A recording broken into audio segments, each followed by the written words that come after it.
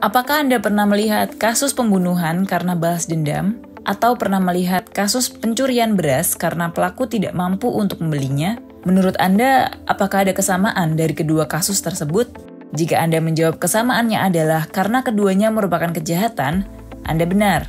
Namun, kedua kasus tersebut ternyata memiliki kesamaan lainnya, yaitu sama-sama kejahatan yang didasarkan pada niat atau motivasi. Sehingga hal ini menunjukkan adanya keterkaitan antara motivasi dan kejahatan. Di dalam video ini, kami dari Abjasi, Asosiasi Pengguna Jasa Security Indonesia, akan menjelaskan lebih dalam tentang bagaimana hubungan antara motivasi dengan kejahatan. Simak video ini hingga akhir untuk mendapatkan solusi terbaik dalam menjaga keamanan diri ataupun usaha Anda dari kejahatan.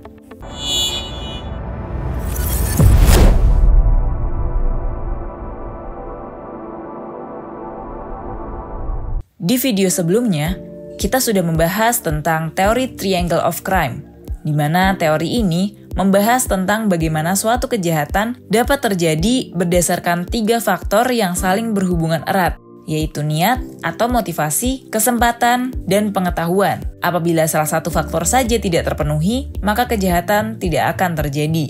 Mari kita bahas faktor yang pertama, yaitu motivasi.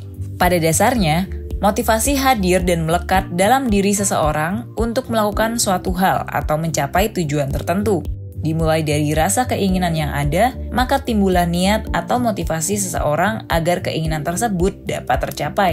Sama halnya dengan kejahatan, tidak mungkin seseorang melakukan kejahatan tanpa didorong adanya niat atau motivasi yang kuat. Pasti ada suatu hal yang memicu keinginan seseorang hingga akhirnya memutuskan untuk melakukan kejahatan. Salah satu motif atau niat yang sering terjadi di banyak kasus kejahatan adalah faktor ekonomi. Biasanya didasarkan untuk pemenuhan kebutuhan ekonomi. Salah satu contoh kasus terkenal adalah kasus Nenek Minah yang mencuri 3 buah kakao di perkebunan rumpun sari Antan karena tidak mampu untuk membeli kakao tersebut. Ada pula niat yang didasari oleh faktor kepuasan yang ingin didapatkan. Misalnya seperti rasa ingin balas dendam, atau karena faktor gangguan jiwa yang dialami seseorang. Selain itu, niat untuk melakukan kejahatan pasti akan semakin menguat dengan adanya nilai ekonomis yang tinggi dari suatu objek. Misalnya, semakin tinggi harga handphone, maka semakin tinggi pula niat kejahatan tersebut. Semakin tinggi harga suatu data, semakin tinggi juga niat kejahatan akan terbentuk. Meskipun begitu, walau seseorang telah memiliki niat yang kuat untuk melakukan kejahatan, niat tersebut tidak akan terlaksana apabila tidak ada kesempatan untuk melancarkan aksinya. Lalu bagaimana sebenarnya cara efektif untuk meminimalisir munculnya niat pelaku kejahatan? Caranya adalah dengan selalu memastikan nilai aset yang Anda miliki berada dalam posisi yang dapat dikelola secara maksimal. Anda bisa mulai dengan coba pikirkan pengamanan seperti apa yang cocok dan dapat menjaga aset tersebut terhindar dari niat pelaku kejahatan. Misalnya dengan meningkatkan pengamanan data dan dokumen penting perusahaan Anda melalui sistem double security. Hal ini bisa meminimalisir niat pelaku melancarkan aksinya, sehingga pelaku pasti akan berpikir ulang untuk melakukan kejahatannya. Selain itu, dengan memaksimalkan keamanan aset Anda terjaga dengan baik akan membuat kesempatan pelaku melakukan kejahatan semakin mengecil. Semakin mengecilnya kesempatan, maka semakin kecil pula kejahatan itu terjadi.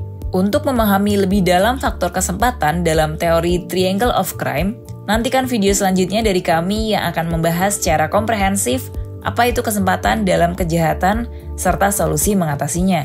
Abjasi sebagai wadah koordinasi, komunikasi, dan konsultasi terkait manajemen pengamanan bagi perusahaan maupun individu bisa menjadi pilihan terbaik untuk Anda dan perusahaan Anda dalam meningkatkan kualitas layanan dan optimalisasi pengamanan seperti SDM, sistem manajemen, dan sarana-prasarana pengamanan. Dengan visi menuju industrial security yang adaptif terhadap dinamika risiko keamanan, dengan tujuan menciptakan iklim dunia usaha yang aman dan berkelanjutan, Abjasi hadir untuk memberikan kontribusi dalam mewujudkan peningkatan kualitas dan profesionalitas para pemangku kepentingan pengamanan, serta menjadi mitra pemerintah dalam mewujudkan lingkungan usaha yang aman untuk mendorong laju pembangunan ekonomi Indonesia.